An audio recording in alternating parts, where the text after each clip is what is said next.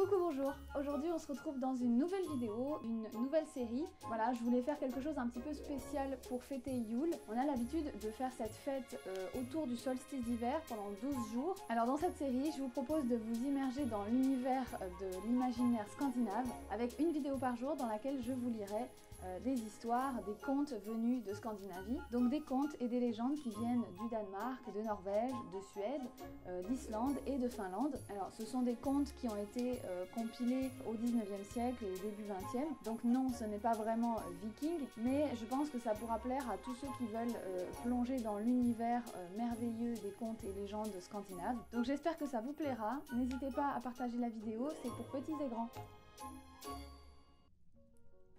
La vraie mariée. Il y a longtemps, deux orphelins, un frère et une sœur, vivaient seuls dans la ferme où leurs ancêtres avaient vécu des siècles avant eux. Leurs noms étaient Osmo et Ilona. Osmo était un garçon travailleur, mais la ferme étant petite et la terre stérile, il était difficile de gagner assez pour survivre. « Ma sœur, dit-il un jour, je me dois d'aller chercher fortune ailleurs. »« Fais comme bon te semble, répondit Ilona. Je peux subvenir aux besoins de la ferme par mes propres moyens. » Osmo partit donc, promettant de revenir la chercher une fois trouvé une meilleure maison. Il erra de long en large avant de trouver un emploi comme berger au service du fils du roi. Le prince avait le même âge et prenait plaisir à discuter avec Osmo lorsqu'il le rencontrait gardant les moutons. Un jour, les deux parlèrent d'Ilona, sa sœur. « J'ai parcouru un long chemin et pourtant je n'ai jamais vu de fille aussi jolie que ma sœur, » assura Osmo. « À quoi ressemble-t-elle » demanda le fils du roi. Osmo dessina un portrait d'elle et le prince tomba aussitôt follement amoureux d'elle. « Osmo, lui dit-il, si tu retournes chercher ta sœur, je l'épouserai. » Le garçon courut ainsi vers la ferme, cette fois-ci par le chemin le plus direct, en traversant la mer à bord d'un bateau.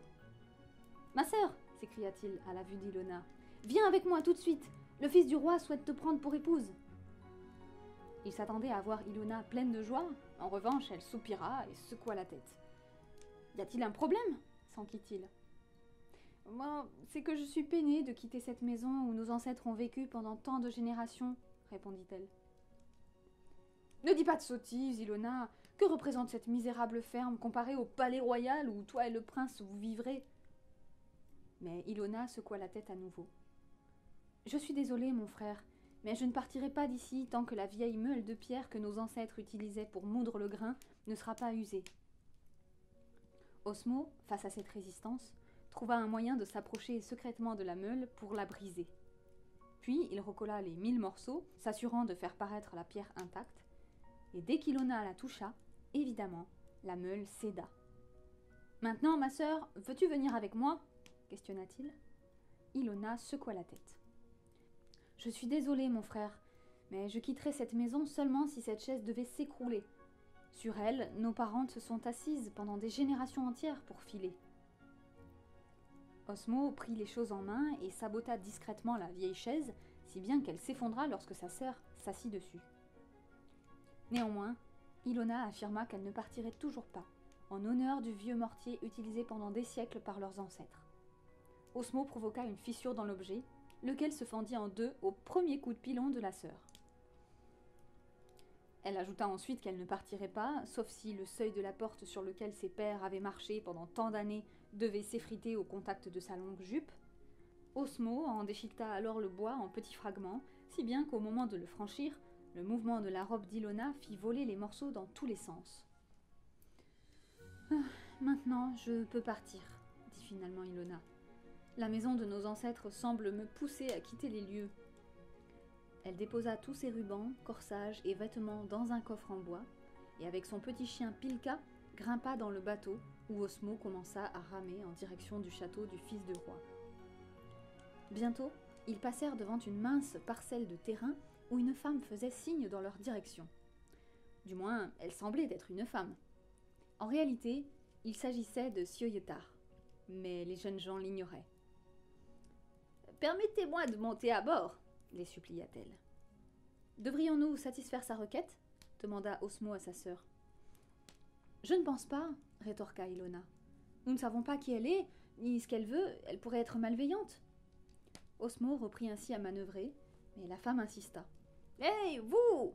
S'il vous plaît, portez-moi avec vous! Pour la deuxième fois, Osmo s'arrêta et demanda à sa sœur. Ne crois-tu pas que nous devrions la contenter? Non, décréta Ilona. Osmo continua sa route, puis la femme poussa un cri si triste que le garçon ne put l'ignorer. Il s'approcha d'elle malgré les mises en garde d'Ilona. Sioyetar bondit aussitôt dans le bateau et prit place entre les deux, le visage tourné vers Osmo et le dos tourné à Ilona. « Quel gentilhomme !» dit-elle d'un ton mielleux. « Avec quelle force manie-t-il les rames? Et avec lui, il y a même une belle jeune fille. Si seulement le fils du roi pouvait la voir, il tomberait amoureux d'elle en un instant. » Osmo fut assez imprudent pour révéler à Sioyetar la promesse du prince d'épouser Ilona. Une lumière maléfique traversa les yeux de la sorcière, suite à quoi elle resta silencieuse pendant un certain temps, se mordant les doigts. Elle commença ensuite à marmonner un sort pour rendre le frère et la sœur sourds à tout ce que l'un et l'autre se disaient. Enfin, les tours du palais royal apparaissaient au loin. « Lève-toi, ma sœur !» exhorta Osmo. « Arrange ta jupe et les rubans dans tes cheveux, car nous allons descendre à terre. » Ilona pouvait voir les lèvres de son frère bouger sans toutefois entendre un seul mot sortir. « Qu'as-tu dit, mon frère ?» demanda-t-elle. Sioyetar répondit pour lui. « Osmo t'a dit de plonger dans l'eau immédiatement. »« Oh non, non !» s'exclama la fille. « Il ne m'aurait jamais demandé une telle chose. » Le frère parla encore. « Ma sœur, pourquoi es-tu si soucieuse? Ne m'entends-tu pas? Arrange ta jupe et tes rubans, nous allons accoster. »« Qu'as-tu dit, mon frère ?» questionna-t-elle encore. Comme précédemment, la réponse vint de Sioyetar. « Osmo t'a dit de te jeter dans l'eau. »« Si tu insistes, je le ferai, » soupira la pauvre Ilona, et sur ce, elle sauta par-dessus bord. Son frère tenta de la saisir, mais Sioyetar le retint et se mit à ramer fort, laissant la fille se noyer. « Que deviendrai-je maintenant ?» s'écria Osmo. « Quand le fils du roi apprendra que j'ai échoué à apporter la femme qu'il désire, il me fera exécuter. »« Je ne le crois pas, » objecta Sioyetar. « Fais ce que je dis et tout ira bien. Emmène-moi auprès du prince et dis-lui que je suis ta sœur. Il ne verra pas la différence. De plus, je suis certaine d'être au moins aussi jolie qu'Ilona. » Sur ces mots, la sorcière ouvrit la malle avec les vêtements d'Ilona et mit la jupe, le corsage et quelques rubans de couleur vive. Ainsi parée, elle pouvait effectivement passer pour une jolie jeune fille.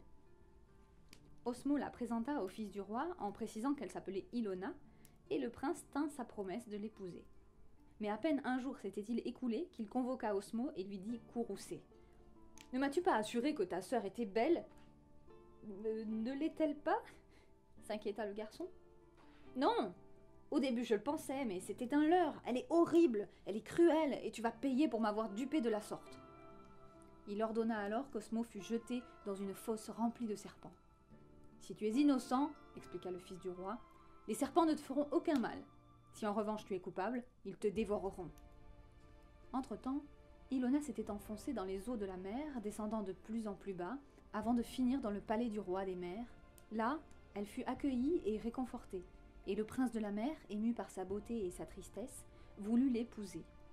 Ilona, cependant, avait la nostalgie de la surface, et déclina sa proposition. « Je souhaiterais revoir mon frère, sanglota-t-elle. » On lui raconta que le fils du roi terrestre avait jeté Osmo au serpent et épousé la sorcière à sa place. Néanmoins, Ilona supplia d'être autorisée à revenir, si bien que le roi de la mer concéda finalement. « Qu'il en soit ainsi.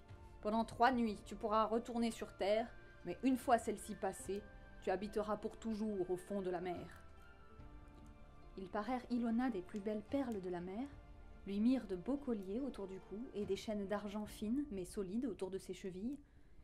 Lorsqu'elle émergea des eaux, le bruit des chaînes ressemblait au tintement de 12 cloches, perceptibles jusqu'à 5000 à la ronde. Ilona fit surface précisément à l'endroit où Osmo avait amarré. La première chose qu'elle vit était donc le bateau de son frère.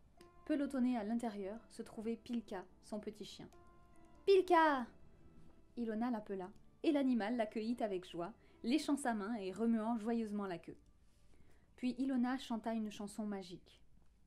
Mon cher chien fidèle Pilka, entre dans le château là-bas, passe outre le chien dans la cour, passe outre chaque garde avec bravoure, tel un serpent faufile-toi doucement, pars avant leur réveil au juste moment. Pilka, mon gentil petit chien, tel est en jeu mon destin. Sur ces paroles, Pilka aboya et dit « Bien sûr, maîtresse, je ferai tout ce que tu me demandes. » Ilona tendit au chien un foulard brodé d'or qu'elle avait elle-même travaillé pendant son séjour dans le palais sous-marin. « Prends-le avec toi et place-le sur l'oreiller où le fils du roi se repose la nuit. En le voyant, peut-être comprendra-t-il qu'il vient de la vraie sœur d'Osmo et que la créature hideuse qu'il a épousée est une sorcière. Peut-être pourra-t-il alors libérer mon frère avant que les serpents ne le dévorent. Maintenant, va, fidèle Pilka, et reviens avant que le soleil ne se lève. » Pilka se mit ainsi en route vers le palais royal, portant doucement le foulard brodé entre ses crocs. Ilona patienta, et juste avant l'aube, le petit chien revint en haletant. « Y a-t-il du nouveau, Pilka? Comment vont mon frère et mon promis, le prince ?»« Osmo est toujours parmi les serpents, » répondit Pilka. « Mais ils ne l'ont pas encore tué. J'ai posé le foulard sur l'oreiller, aux côtés du visage endormi du fils du roi. Sioyotar était dans son lit, à la place qui devait être la tienne. Sa bouche était grande ouverte et elle ronflait horriblement. Le prince avait le sommeil troublé et ne faisait que s'agiter entre les draps. As-tu traversé le château, Pilka ? Oui, maîtresse. As-tu vu les restes du banquet de noces ? Oui, mais c'étaient des restes qui feraient honte à un prince. Sioyotar a fait servir des os à la place de la viande, ainsi que des têtes de poisson, des feuilles de navet et du pain réduit en cendres. Bon chien, dit Ilona, tu as bien travaillé. Mais maintenant, le jour se lève et je dois retourner au palais du roi des mers. Mais je reviendrai cette nuit et la suivante, et j'espère que tu seras là à m'attendre. Pilka donna sa parole, et Ilona plongea dans l'eau, alors que ses chaînes cliquetaient comme des cloches d'argent.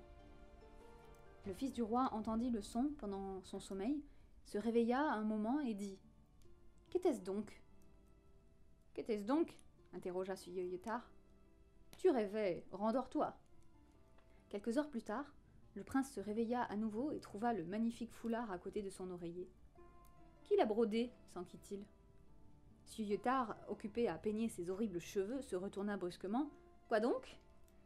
Elle tenta de l'arracher de sa main, mais le prince le tenait fermement. « C'est moi, bien entendu !» déclara la sorcière. « Qui d'autre resterait assis toute la nuit à broder pendant que tu ronfles bruyamment ?» Le jeune homme regarda le tissu et marmonna en son fort intérieur. « Cela ne ressemble pas à quelque chose de ton œuvre. » Après le petit déjeuner, le prince demanda des nouvelles d'Osmo.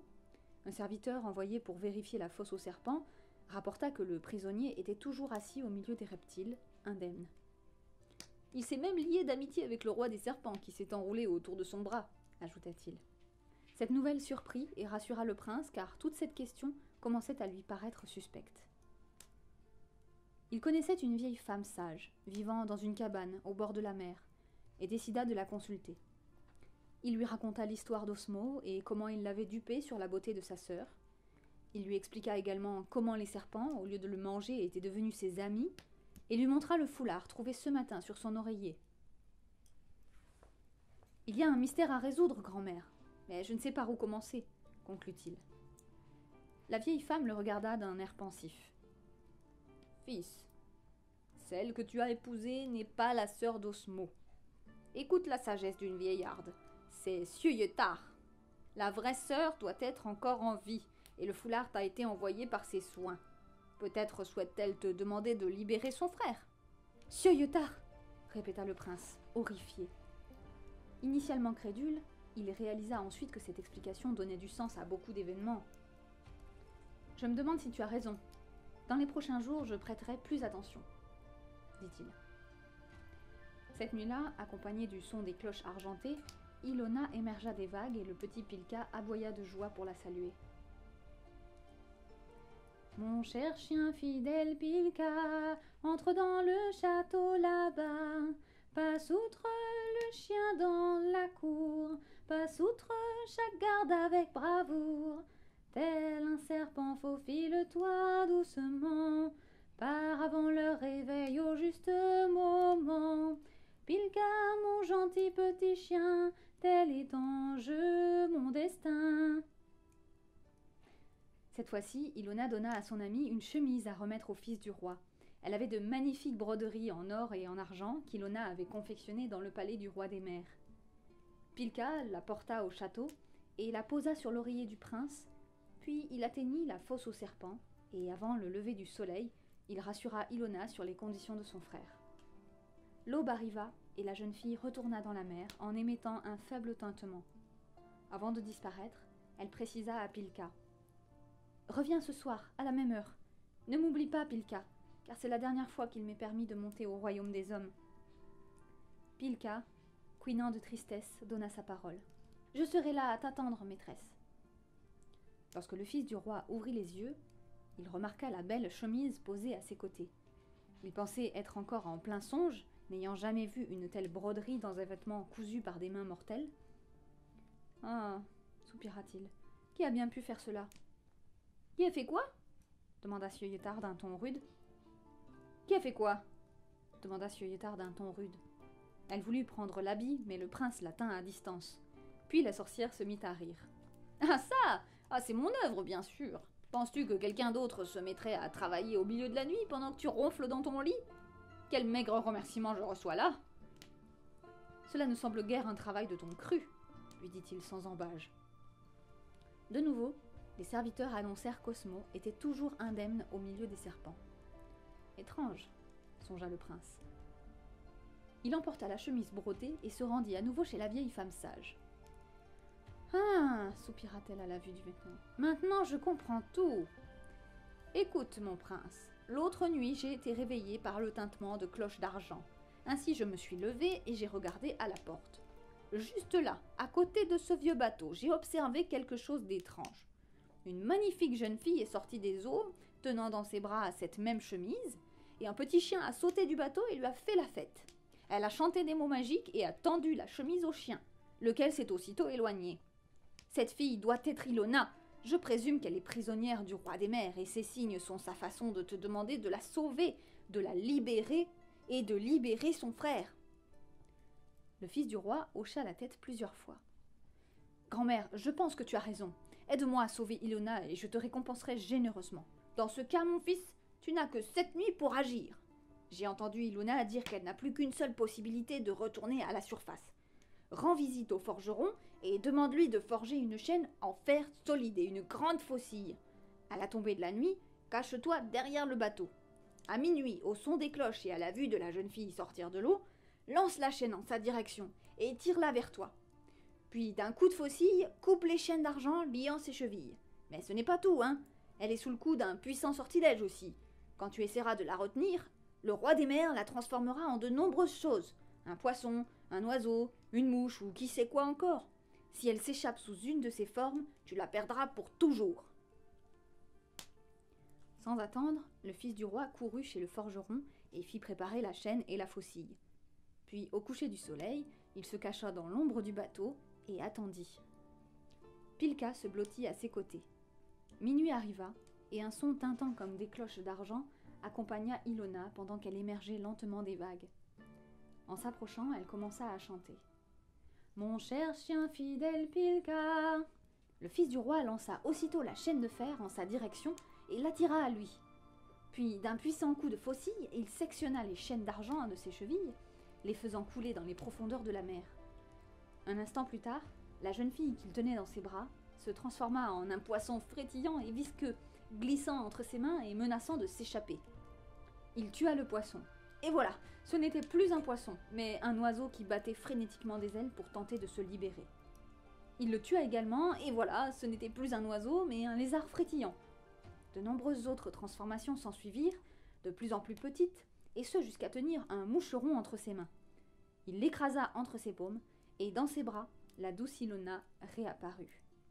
« Ma chère, dit-il, tu es ma véritable fiancée, et non Sieur Yeutard qui a usurpé ton identité. Viens, allons de ce pas au château pour l'affronter. » Ilona cependant l'arrêta. « Mon prince, non! Si Sieur Yeutard me voyait, elle se jetterait sur moi et me dévorerait sans pitié. Tiens-moi à distance d'elle. » Très bien. Attends jusqu'à demain, et d'ici là, il n'y aura plus de Isuyotar à craindre, la rassura-t-il. Cette nuit-là, Ilona, le prince et le fidèle petit Pilka trouvèrent refuge dans la cabane de la vieille femme. Le lendemain matin, le fils du roi retourna au château et fit préparer le sauna. Au-delà de la porte, il creusa un trou profond et le remplit de goudron bouillant. Enfin, il plaça un tapis marron sur le piège et un tapis bleu encore par-dessus. Lorsque tout était prêt, il partit chercher Isuyotar. « Où étais-tu toute la nuit » lui lança-t-elle. « Pardonne-moi pour cette unique fois, » la supplia-t-il humblement, « et je promets que je ne serai plus jamais loin de ma véritable épouse. Maintenant, viens, ma chère, le sauna est prêt. » Isuyotar, qui aimait y être vu tel un véritable être humain, enfila un long peignoir et tapa des mains. Aussitôt, 4 serviteurs arrivèrent, 2 retinrent la traîne et les autres la suivirent de part et d'autre. Elle sortit lentement du palais, traversa la cour et entra dans le sauna. « Il pense que je suis une princesse humaine, » songea-t-elle avec suffisance. Elle était si convaincue d'être belle et admirée de tous qu'elle hocha la tête et fit signe de la main, avançant un petit pas. Arrivée à destination, elle était prête à laisser tomber son peignoir et à sauter à l'intérieur, mais le fils du roi lui souffla. « Rappelle-toi que tu es désormais une princesse, avance avec dignité sur le tapis bleu. » Ainsi, avec un autre hochement de tête hautain et une autre grimace de son visage hideux, Isuyotar posa le pied sur le tapis bleu et finit dans la masse de goudron bouillant. Le prince verrouilla la porte du sauna et laissa brûler la sorcière, la seule façon de la tuer étant de recourir à une forte chaleur. Alors qu'elle brûlait, la sorcière eut le temps d'arracher une mèche de cheveux et de la jeter en l'air. « Que ceux-ci se transforment en moustiques, en vers et en mythes, et qu'ils nuisent à l'humanité pour toujours !» hurla-t-elle en maudissant son propre sort. Puis ses cris se firent de plus en plus faibles, jusqu'à cesser tout à fait, et le fils du roi sut qu'il était temps de conduire Ilona à la maison. D'abord, bien sûr, il fit sortir Osmo de la fosse aux serpents et demanda pardon pour son traitement injuste. Ensemble, ils se rendirent à la cabane au bord de la mer, et là, au milieu des larmes de joie, le frère et la sœur s'embrassèrent à nouveau. Le prince récompensa la vieille femme sage en l'accueillant dans son palais, puis ils partirent tous, accompagnés de Pilka, remuant la queue et aboyant de joie. Cet après-midi-là, il y eut un nouveau mariage, et cette fois, le banquet ne proposait pas d'os, de têtes de poisson et de croûtes brûlées, mais des mets si savoureux que même le prince n'en avait jamais goûté d'égal. Pour célébrer cet heureux événement, le fils du roi fit d'Osmo son chambellan, et para Pilka d'un splendide nouveau collier. Maintenant, pour la première fois, je suis heureuse d'avoir quitté la maison de mes ancêtres, confia finalement Ilona.